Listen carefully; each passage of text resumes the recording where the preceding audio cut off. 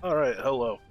I'm about to do a Well of Wyverns, or a Well of Aldur Wyverns platform round, I guess, a series of rounds. Whatever it is, I'm about to kill some Wyverns in the Well of Aldur, and I figured some folks might want to see how I do it. This is my Fire Mage build. Right now, I'm specting to fire, and actually specting to light armor alongside it. So this is my fire tree. It's reasonably typical. It's a lot of XP into it, but it's not an unachievable amount of XP by any means. Um, And my flame fist pretty high. I have my immolation pretty high. Actually, immolation, fireball, and ring of fire are the ones mostly. We'll get a little flame fist. We're mostly going to be using 3 skills here, and we're going to be using our highly flammable, very powerful skill. Alongside of it, my other passes are leveled up, reasonably high, but all of it together is enough to give us an amount of attunement to help us along. Again, if you're a high level fire mage, probably used to looking at your fire tree and seeing a lot bigger.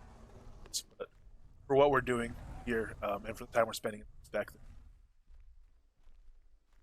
a little bit of life magic. We won't be life healing. We're not too concerned with that. Our sun tree isn't looking great. We've been lazy on leveling a couple of skills that are actually factoring into our attunement. So top 10 skills from each magic tree average out to base that tree, and enlightenment's pretty good at 160. Some of these other attunement skills are at least okay, but unfortunately,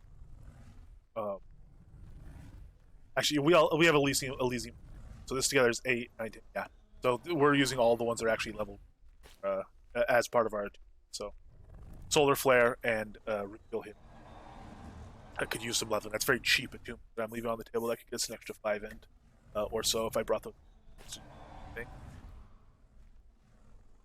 So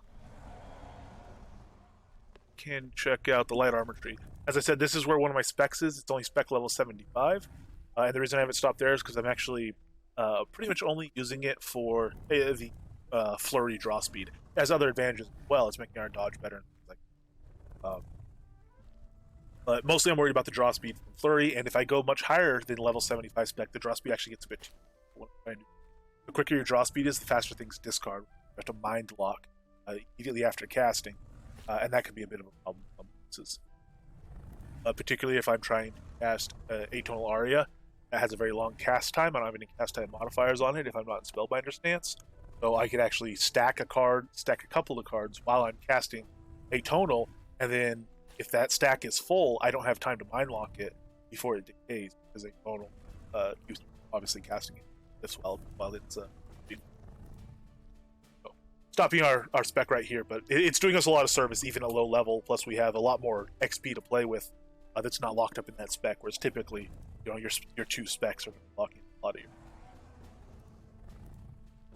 So that's the important stuff. Obviously we have our train intelligence stuff raised as well, but that's kind of the important things in our skill tree for what we're doing today. We can look at our gear as well.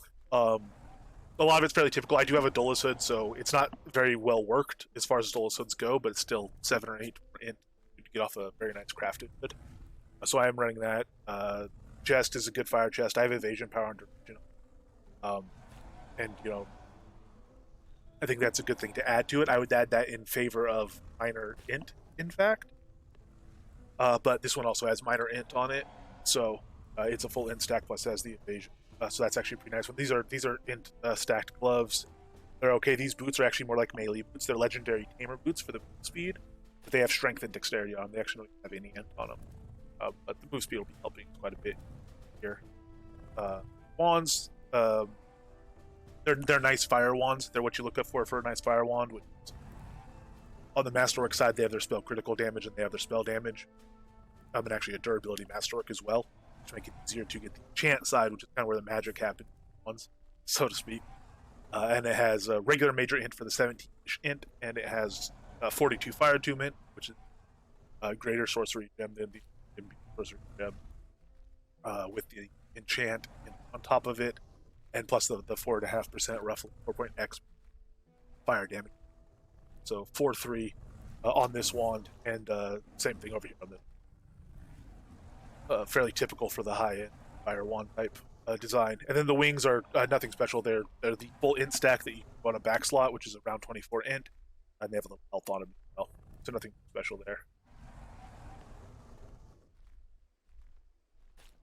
Where we're really going to differ from sort of a typical Fire Mage outfit is in jewelry and the belt. So we have expedient skinner jewels in all of this. Our goal here is to be able to skin all the wyverns and get all that XP, all that loot out of them. So we've got a full int stack necklace, and it's got the expedient skinner instead of, say, like a fire. And we're going to go ahead and use... we have some strength on there as well. It gives us HP, which is nice here, and it gives us some carry capacity. Really nice here. Haunches get pretty heavy, especially if you're a mage and can't carry a ton. Brutal Butcher Belt is epic level. This one was actually... the work on it is more fitting to a melee character. It's not great work either, but this is the epic I have, so this is the belt I'm running. It'll be a long time before I have an epic Brutal Belt to work, and I'll try to work that one. Maybe for a mage, maybe just a higher quality melee. See, probably try to work variety. And rings are like the necklace. Full int stack is the important thing. This one actually has major health and strength instead of a double strength stack. But the important thing is that they have that field dressing gathering time, but they are gold ring, full int stack. This other one has all health instead of strength, as the full int stack, and again the important that int stack has 25% time bonus field dressing, which is the jewel of the expedient skinner that drops off of a...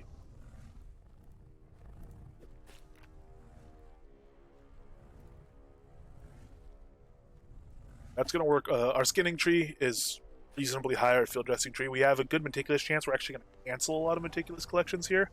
The extra loot you get from them isn't necessarily worth... The extra XP would be wonderful, but we don't really have time for that. We do, however, have a swift gathering, skill. That we're going to be using a lot. We have this up reasonably high. It's giving us an extra 24%, 24.2%. So between the belt and all the jewelry and this skill, we're already at 92% field dressing bonus time. But the last piece of the puzzle for the field dressing is this expedience obsidian potion. It's giving us another 40% on top of that. So we're actually at about 140% speed modifier on our gathering time, our field dressing gathering time. So we do skin very quickly. In fact, if you compare how fast we skin, you'll see it. Our regular non-crit skin is about as quick as a crit skin is when you're just GM'd and field dressing and don't have anything else. And our crits are pretty much like body. They're very quick. This is a very fun, very powerful set. And this is kind of the fun of the jewels that we get here. Is that this is a very specialized set. I made this. This gear is difficult to make. To get the jewels and stuff, and an epic level Brutal Belt. I had to do a lot of trading. I had to buy a lot of pieces. I was gifted some pieces. I went out and farmed a bunch of pieces. Did a bunch of barbarians. It was a lot of effort to get this, but it means we have the specialized set to do this one thing, but do it very well and try to get better at it and stuff. So it's a lot of fun. But of course, we are taking some int loss in certain things, like our belt slot. We're taking a lot of loss there. We're taking a lot of attunement loss. We're losing at least 12 attunement over our jewelry slots per slot. So that's 36 attunement we're losing there. And in fact, if we had a high level warlock chain, that's even more attunement we could have had.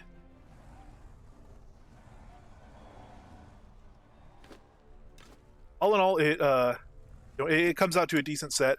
So I'm gonna go ahead and get ready here. My deck we'll talk about as we're doing stuff, but it's not super atypical Fire Mage deck. I don't think. I think it's reasonably normal. It's a hybrid deck, like most people that run any dynamic cards also have some locked cards. So hybrid decks are kind of the norm, I would think. That's that flurry skill. Now we'll start drawing very quickly. We can stack our stuff up nice and quickly.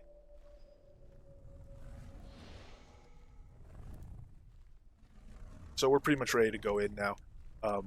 We have a full stack with that one of our Flame Fist. We have a full stack of our Fire. We have a full stack of our Fireball. We have a full stack. We just saved in time. We have a full stack of Stagnation there. We glitched out the glyph because we caught it just as it's falling off. but this is enough for us to go in with our evasion charged up, our dash running. A lot of times I'll just you'll see me hit that once. Sometimes I'll charge it up. With the stagnation at this level, especially, really just a single hit on that stuff. Start casting our stagnation as we're going down, so we pop up with it all ready to go. Run in. That's going to slow him down. I use the plus that fire down. We did not. I actually use the plus numpad. Been torn up by these guys.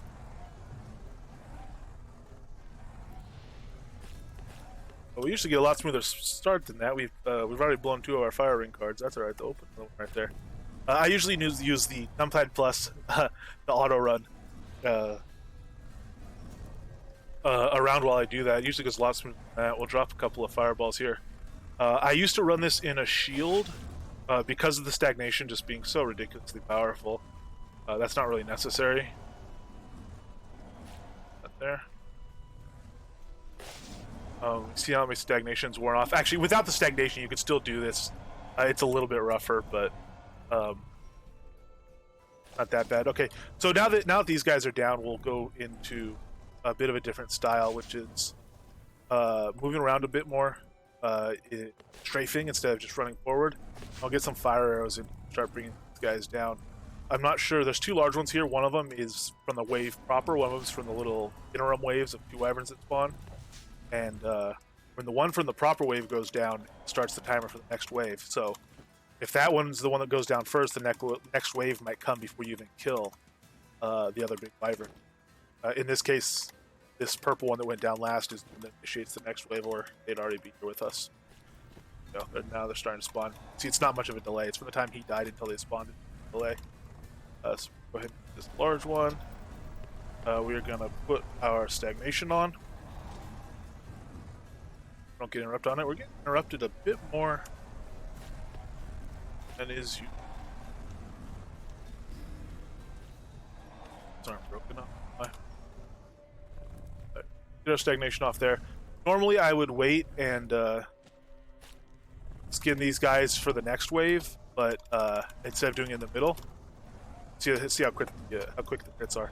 I'm gonna grab them here just real quick so that we can so that it's nice and clear that we're getting everything scanned with the shootas.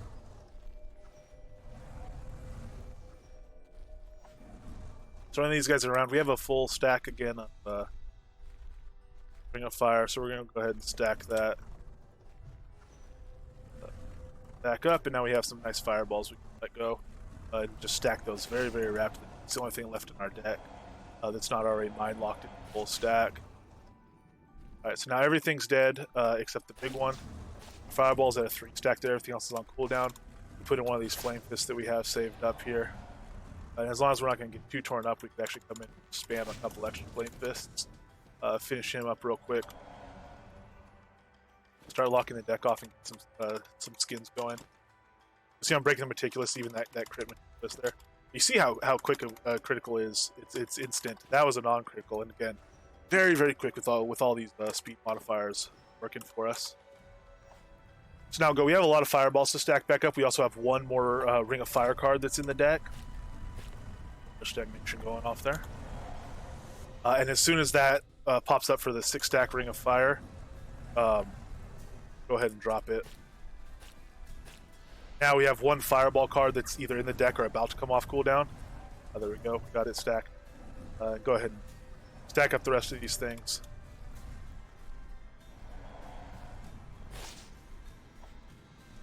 Drop all these fireballs.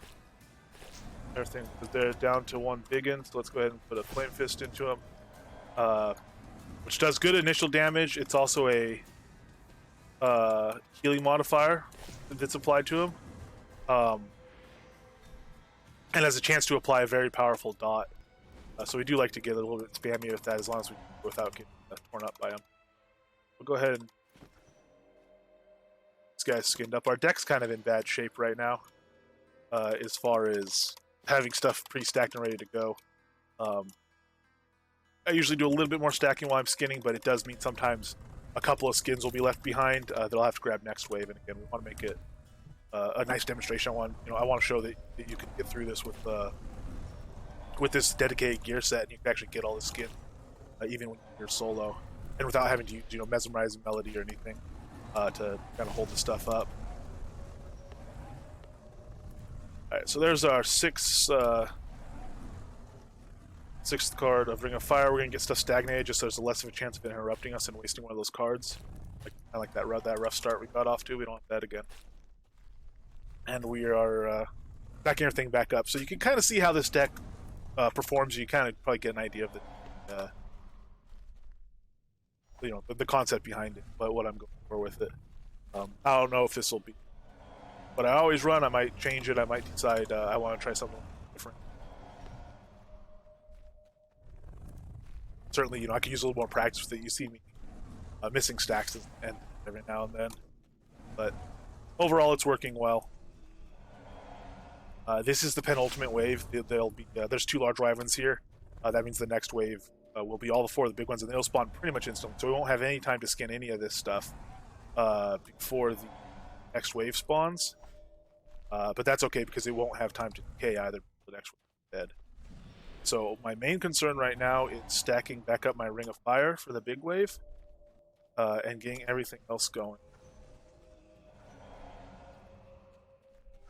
Too sharp on it. Okay, like our stagnation there. We should use a couple fire arrows to finish this guy off, just so I don't have to blow my stacks quite yet. I'm over here, so I'm gonna go ahead and get my stagnate. These guys are already up. I'm gonna run right over to one and punch it to get a flame fist into it right away. Oops, that wasn't a punch at all. That was a fire arrow. I hit the wrong key. All right, there we go. Get the flame fist in. They're on stagnate. Put down my ring. Let my 6-stack fireball go. And then this deck is pretty well blown, so I can move to this other one and start stacking on it. And it stacks a little bit differently. I actually don't stack the flame fist because it's difficult to get close to these guys when there's a couple of them around, and they're more dangerous if you get hit when you're doing that. So instead of doing that, I focus more on my fireball and Ring of Fire. Fireball go off there.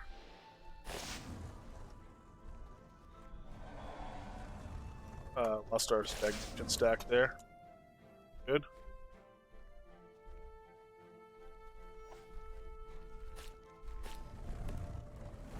Do a 3-stack of stagnation. We like to have that stagnation back to a 5-stack by the time it's off. And we have a 6-stack of Ring of Fire, which means that our Ring of Fire has also died, so we'll put it down.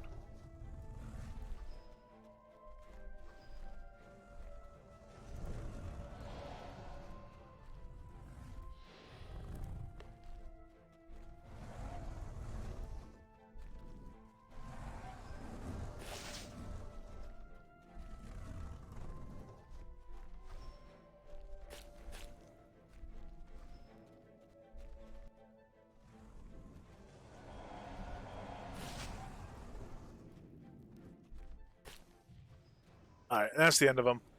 Go through and skid now. So these guys won't decay before I get a chance to finish. So actually, I could pause and take meticulous collections here. The only risk is if we take a while and don't get all the non-large. The huge ones are fine for quite a while.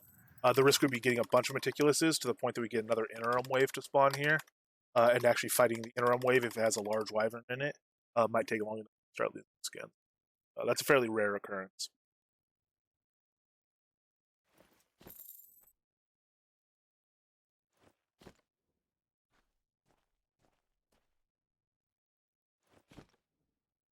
But this is the last purple over here. We got one more little regular purple here somewhere. And then that's the, once we finish this guy off, it's the end of the penultimate wave. The only thing that's left is the huge wyverns. Go ahead and get him skinned up. There we go. Nice. This. Come over here and just, and of course, run around and the chest. Got a purple wyvern head off. Good.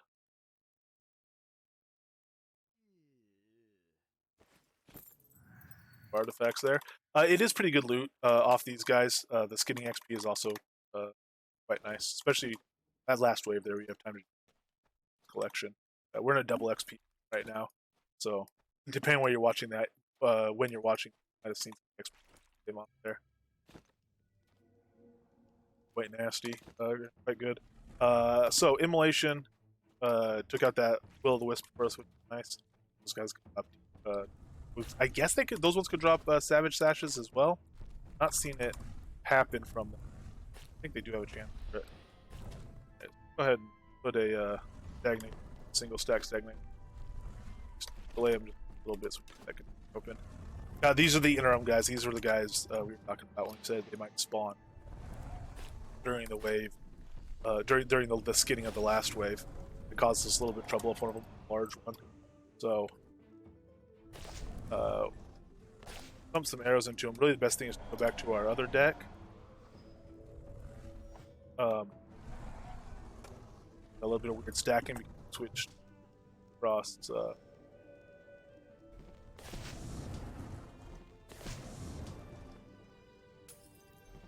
it'd be nice to cast Spellbinder before doing something like this. But really, you can just kind of stand here, drop some Flame Fist into stuff real quick. And, he'll tick down fairly quickly. Accidentally with my wands. There. Get a few bonus skins in for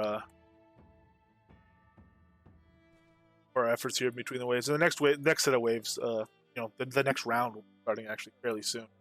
So you kind of hang out here in the middle, stack up and get ready for it. Or if you want a little bit, you can jump down here, take your time, stack up, then we're ready to go, just like when we started.